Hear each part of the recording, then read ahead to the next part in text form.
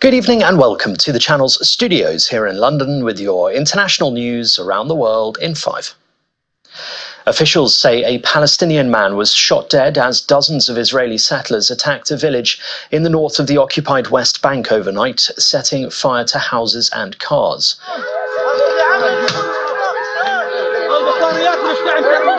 The settlers, some wearing masks, also threw rocks and Molotov cocktails in the village of Jit, the Israeli Defense Forces said, adding that one was arrested. The Palestinian Health Ministry said Rashid Seda was killed by gunfire from the settlers and another man was seriously wounded in what it condemned as an act of organised state terrorism. The IDF said it was looking into the reports of a fatality. Ukraine has told residents to evacuate the Russian city of Pokrovsk in the Donetsk region as it continues its incursion into the country. It comes as an aide to the Kremlin has claimed that NATO and the West were directly involved in the planning for Ukraine's attack, something the White House has denied. Meanwhile, the Ukrainian military brigade released a video claiming to show the first day of Ukraine's incursion into the Russian town of Sudans. The advances are the largest attack on Russia since World War II and have overturned a perception of a fading Ukraine on the back foot. Travellers should consider getting vaccinated against Mpox if they will be visiting areas affected in Africa. That's according to new advice. The European Centre for Disease Protection and Control has updated its recommendations in response to outbreaks of a new strain of the virus. Other continents, including Europe, can expect some cases too. The centre says the risk of it spreading everywhere is low, despite the World Health Organization recently declaring the Mpox situation a global emergency. The disease, formerly known as monkeypox, can be passed on by close contact with anyone with the infection. A World Health official has said the humanitarian crisis from the civil war in Sudan is also exacerbating infections including cholera, and the bacterial disease has killed more than 300 people in the region.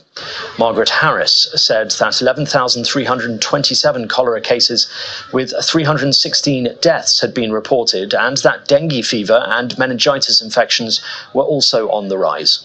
Global monitors say more than 6 million people face food insecurity across Darfur, which is mostly controlled by the Rapid Support Forces. We are seeing reports of cholera, measles, malaria, dengue, meningitis from several states.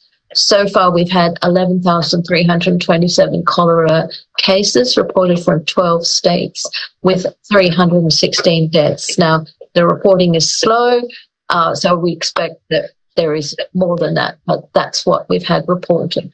Hurricane Ernesto is heading for Bermuda, having crossed Puerto Rico, where it left more than half of homes and businesses without power.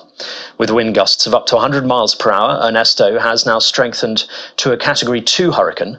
It warns that Ernesto could be near major hurricane strength on Friday and is expected to pass near or over Bermuda on Saturday.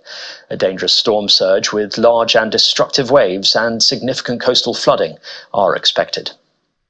Thailand has their youngest Prime Minister ever after Paetongtarn Shinawatra was elected to office. Known in Thailand by her nickname Ung Ing, Ms Paetongtarn has become a very familiar figure here since leading her party Pheu Thai in the general election last year. In her first comments as Prime Minister-elect, Paetongtarn said she had been saddened and confused by ally Srettha Thavisin's dismissal as Premier and decided it was time to step up. She will become Thailand's second female Prime Minister and third Shinawatra to take the top job after her aunt Yingluck Shinawatra and father Thaksin Shinawatra, the country's most influential and polarising politician. And Hong Kong has welcomed the birth of a set of giant panda twins born to Ying Ying, who is a first-time mother. The birth was celebrated as a true rarity, the city's theme park said in a statement, as Ying Ying has become the oldest giant panda to give birth a day shy of her 19th birthday. The cubs were born in the early hours of Thursday after a nearly 5-month pregnancy. And that's your international news around the world in 5. Now back to the channel's studios in Lagos.